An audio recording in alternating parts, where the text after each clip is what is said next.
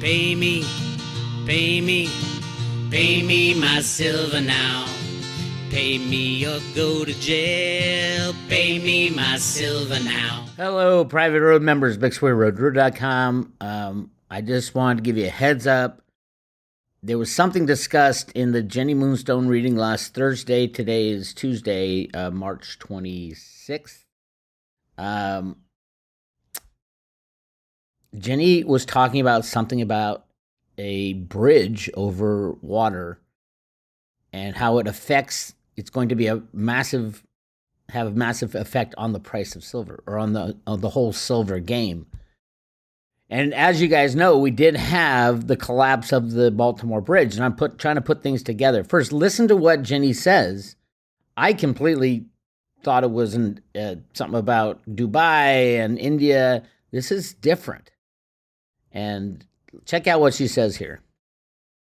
Feeling good. I am knee deep in the battle for silver.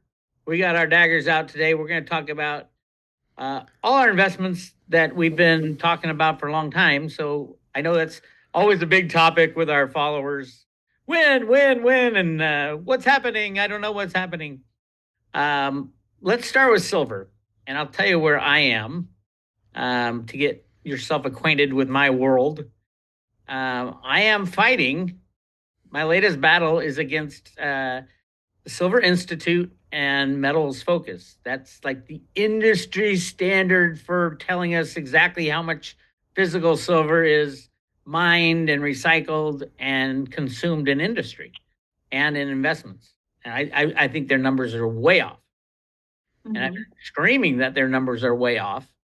They are releasing a report on April 17th, their annual silver survey. So we have the Knight of Cups and the Nine of Wands.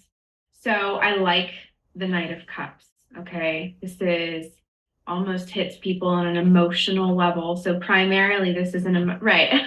grab your silver daggers, ladies and gentlemen. So our knights, our silver knights, they are typically the Knight of Swords. Or Kings of Swords, because of that element translates very well to the swords. That being said, the Knight of Cups hits people on this very emotional, almost, it's a multi-dimensional sort of thing. So we could see more conversation about it. Nine of Wands is interesting because it has the a very hold the line type of vibe with Nine of Wands. Like, everybody in this community is familiar with that. The Knight of Cups, Nine of Wands combination is sort of like a feeling of, okay, like it's resilience. It's,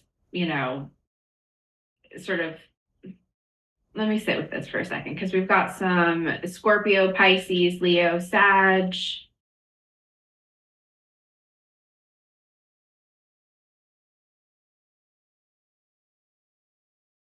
There's something here about a group, and this isn't going to make any sense right now, but it feels like something that's going to make sense looking back. But there's something about a group in what looks like wherever this area is, it's like a bridge. So there's some kind of even a bit of land or some kind of a crossing over a body of water. And there's something with silver and the movement of silver, because silver has to be moved, right? Like, can they just count it where it's at and then be like, this is where it stays? Or is there extraction of silver, movement of silver? Because there's something here about something in transit.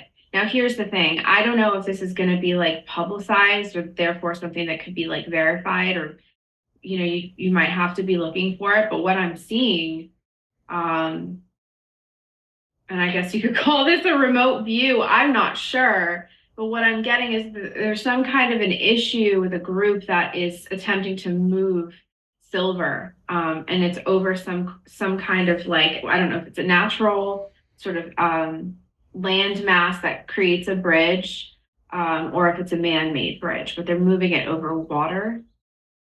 I don't know why they wouldn't just fly it. I mean, it could be. My gut says this has to do with something that is just building in the silver market right now. An exchange opened up in India for silver, and they have been literally soaking up a lot of silver every time the price gets smashed down. They only buy when it's low, like a good investor. But the amount and where the bridge might come in is the Indian government just approved a discount on tariffs for silver coming from the UAE, the United Arab Emirates. So basically, the silver gets mined all over the world and it'll go to certain countries for refining. And then from there, I think that's why it goes to the UAE. I think there's a refinery there. But there's been literally a hell of a lot of silver in the past few months going from the UAE into India to this exchange called the IIBX. I mean, that's as close as I can get. And I mean, last month it was massive. It was like 70 million ounces of silver was taken in that exchange. And I think about half of it came from the UAE. So there we go. Jenny is amazing. She'll pull things out. And like she said, I don't know what this means, but there's a bridge. There's a bridge that there's a problem with moving silver over the water. So I'm looking at it. She texted me this morning, said, the bridge. And we have a Baltimore bridge collapses after ship collision sending vehicles into the water. I'm looking at this. I'm like, okay, yeah. I mean, it's a massive bridge collapse that the United States hasn't seen one in decades like this. But what does that have to do with silver? And I'm thinking Baltimore. What's in Baltimore? Why would they be shipping silver in and out of Baltimore? And then I read this article on Reuters, which is part of the cabal. They do a lot of telecasting of information. The cabal has use of the media whenever they want it, but Reuters is a big one. Baltimore Port. What impact will the bridge collapse have on shipping? A major bridge collapsed in the U.S. port of Baltimore in the early hours of Tuesday after being struck by a container ship, plunging cars into the river below. The traffic was suspended. Port features. It is the deepest harbor in Maryland's Chesapeake Bay, closer to the Midwest than other East Coast ports, with 5 public and 12 private terminals. They have a lot of private terminals, by the way. It is one of the smallest container ports on the northeastern seaboard, handling 265,000 containers in the fourth quarter of last year, according to shipper container expert Lars Jensen. I've actually talked to that guy when I was in banking. Good guy. But he knows his containers. The Port of New York and New Jersey handled about 2 million containers at the same period, and Norfolk, blah, blah, blah. Current status of cargo ships inside the port. More than 40 ships remained inside Baltimore Port, including small cargo ships, tugboats, pleasure craft. Data from shipping and tracking maritime analyst provider Marine Traffic shows at least 30 other ships had signaled their destination was Baltimore. So that's 70 ships. Imports. It is the busiest U.S. port for car shipments, a lot of electric vehicles, handling more than 750,000 vehicles in 2023. The port handles imports of major automakers, Nissan, GM, Volvo, Jaguar, and Volkswagen. But look at down here. You kind of see it on the bottom, but exports in 2023, the port was second busiest coal exporter. Other top export commodities by weight in 2022 were LNG, waste paper, ferrous scrap, automobiles, trucks, according to the data. Cruise ships go in there. And look at the very last thing. London Metal Exchange warehouses. In Baltimore, warehouses registered with the London Metal Exchange, there were 756 metric tons of nickel, 150 tons of tin, and 50 tons of copper, the LME data shows. So, London Metals Exchange is associated with LBMA, the London Bullion Market Association. Are we looking at a force majeure? What a perfect excuse. And it might not be in silver. It might be in all metals. It might be in all LBMA. Hey, there's nothing we can do. We have 40 ships of your product coming into town. It's just, they're stuck on a ship. And oh, by the way, we don't know when they're going to come out. Keep an eye on the LBMA announcing a force majeure at the perfect time because literally they're running out of silver. This was all about silver, what Jenny was talking about. This is before the bridge collapse, by the way. Cliff Hyatt had emailed me saying this bridge was, he heard or he knew from his data that the bridge collapsed because its GPS was taken over. I mean, you can't just run a ship into a bridge without Mayday, Mayday, clear the bridge or anything like that. It was clearly controlled, clearly run into the bridge on purpose.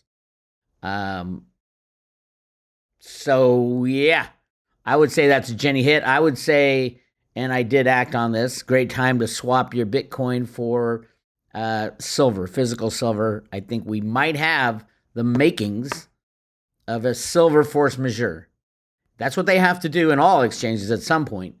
But for the London Bullion Market Association, those criminals over there, let's be clear. The clearing, how much, the net clearing, this is net ounces transferred supposedly, is over 200 million ounces per day, which is insane when you think about it.